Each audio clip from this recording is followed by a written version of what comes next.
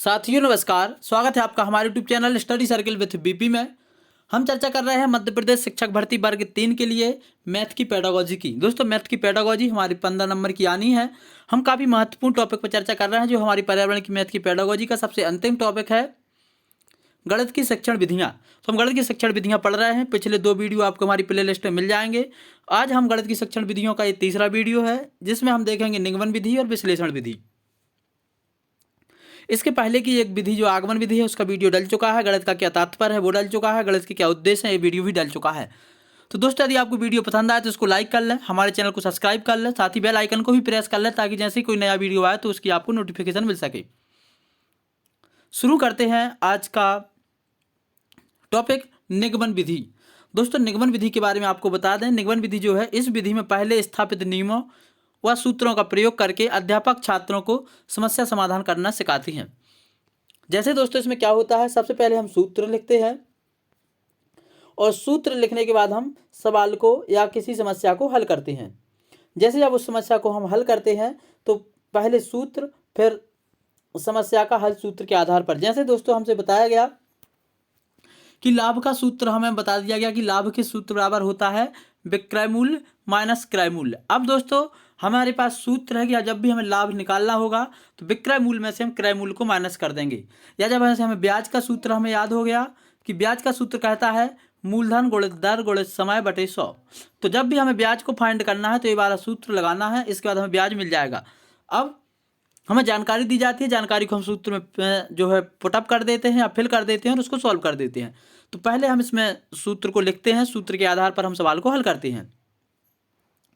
इस विधि के 4 नाम और हैं। तो जैसे यह नियम से उदाहरण की ओर, तो इस विधि को बोलते हैं नियम से उदाहरण की ओर। दूसरा बोलते हैं सामान्य से विशिष्ट की ओर, और इसको तीसरा नाम जाना जाता है सूक्ष्म से स्थूल की ओर। सूक्ष्म मतलब बारीक तरीके से बड़े एक ब्रॉड प्रोस्पेक्टस की तरफ जाती है विधि। साथ ही प्रमाण से प्रत्यक्ष की ओर, प्रमाण हमारे पास सूत्र होता है, सूत्र को हम प्रत्यक्ष तौर पर सिद्ध करते हैं तो ये कहलाती है प्रमाण से प्रत्यक्ष की ओर। इस तरीके से हमने देखा कि इसके 4 नाम हैं और ये ऐसी विधि है जिसमें पहले हम नियमों और सूत्रों का प्रयोग करते हैं और उसके आधार पर अध्यापक बच्चों को समस्या हल करना सिखाता है। इसमें है नियम से उदाहरण की ओर, सामान्य से विशिष्ट की ओर, स्थूल से सूक्ष्म की ओर, प्रमाण से प्रत्यक्ष की ओर इस विधि के नाम हैं। आगे देखते हैं इस विधि के कुछ गुण और दोषों के बारे में।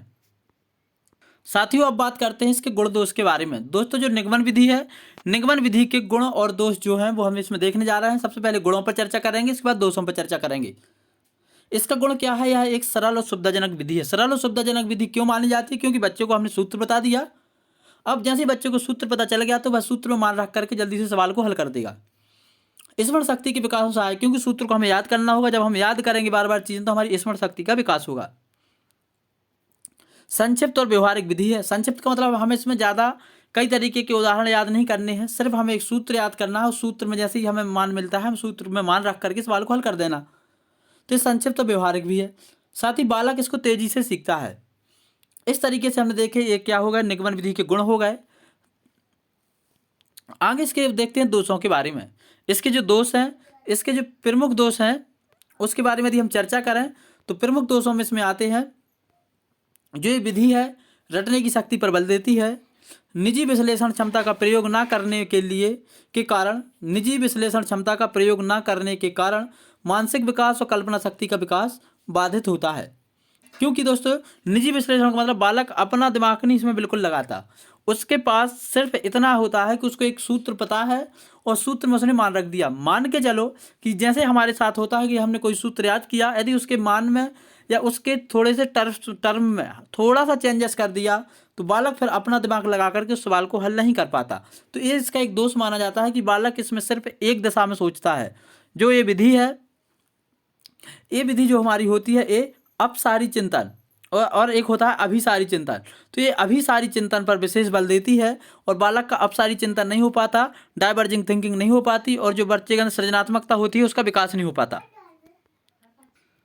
अगला दोष दोस्तों इस विधि का कि रटा हुआ ज्ञान स्थायी नहीं रह पाता। जैसे कि हमें पता है हम कोई चीज़ रट लेते हैं तो हमारा ज्ञान स्थायी नहीं होता, रटी हुई चीज़ें हम भूल जाते हैं।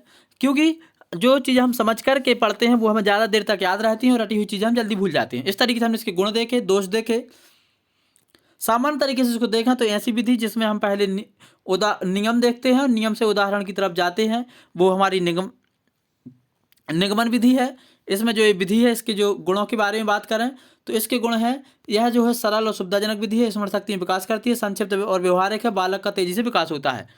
और इसके दोषों के बारे में बात करें तो इसके जो दोष हैं, इसमें दोष ये हैं कि रटने की शक्ति पर बल देती है, निजी विश्लेषण की क्षमता और मानसिक क्षमता का विकास उतनी अच्छी से नहीं हो पाता, और रटा हुआ ज्ञान स्थायी नहीं हो पाता। इस तरीके से हमने निगमन विधि को कंप्लीट किया। अगली विधि हम देखते हैं विश्लेषण विधि। दोस्तों जो हमारी आज की अगली विधि है वो है विश्लेषण विधि। विश्लेषण विधि क्या कहती है? इसको बोलते हैं एनालिटिकल मेथड। किसी विधान या व्यवस्था क्रम में सूक्ष्मता से परीक्षण करने की तथा उसमें मूल तत्वों के खोजने की क्रिया को विश्लेषण नाम दिया जाता है। मतलब ऐसी विधि जिसमें हम हर एक पक्ष का बड़ी बारीकी से अध्ययन करते हैं, विश्लेषण करते हैं, क्योंकि नाम से ही स्पष्ट होता है। तो ऐसी विधि को बोलते हैं विश्लेषण विधि, और उसको खोजने का प्रयास करते हैं। जो यह विधि है यह अज्ञात से ज्ञात की ओर चलती है, क्योंकि जब हम कोई चीज़ शुरुआत में हल करते हैं तो हमें बहुत सी चीज़ें ज्ञात नहीं होती। अज्ञात चीज़ों का हम विश्लेषण करते हैं और अज्ञात चीज़ों का विश्लेषण करते करते हमें उसमें से कोई एक ऐसी ज्ञात चीज़ मिल जाती है जिसको हम नियम के तौर पर बना सकते हैं। जैसे कि हमारा आगमन विधि में होता था। तो यह विधि कैसी है? अज्ञात से ज्ञात की ओर चलती है। इस विधि का प्रयोग रेखागणित में प्रमेय, निर्मेय आदि को सिद्ध करने में प्रयुक्त होता है। ये हमें स्टार लगा करके नोट कर लेना है कि जो विश्लेषण विधि है इसका प्रयोग सबसे ज़्यादा रेखागणित में प्रयोग होता है। जैसे पाइथागोरस प्रमेय। पाइथागोरस प्रमेय क्या कहता है? कर्ण का वर्ग बराबर आधार का वर्ग बराबर लंब का वर्ग।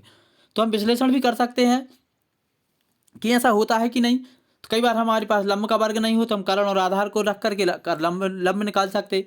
आधार नहीं दिया है, लंब और कर्ण दिया है तो भी निकाल सकते। इस तरीके से हम बारीकी से इसका विश्लेषण कर सकते हैं। इसके गुण दोषों के बारे में चर्चा करते हैं। दोस्तों इसके जो गुण दोष हैं उसके बारे में आपको बता दें। सबसे पहले विश्लेषण विधि के जो गुण हैं, यह एक मनोवैज्ञानिक विधि है। बालकों में जिज्ञासा उत्पन्न करने में, अध्ययन के प्रति रुचि उत्पन्न करती है, स्वयं समस्या का समाधान करने में, हल खोजने में बल देती है।